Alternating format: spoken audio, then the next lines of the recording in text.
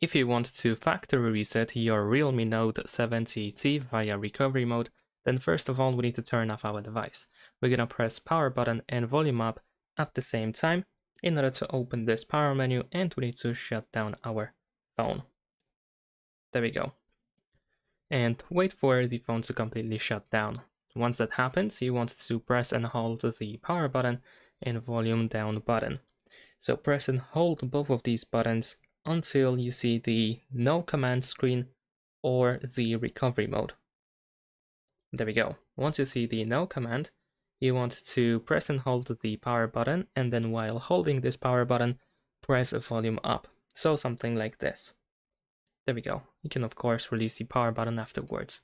Over here in this Android recovery mode, we need to navigate by using volume buttons. And essentially you need to go to wipe data / factory reset, confirm your choice by pressing the power button. Now in this menu, just go to factory data reset and once again, confirm with the power button.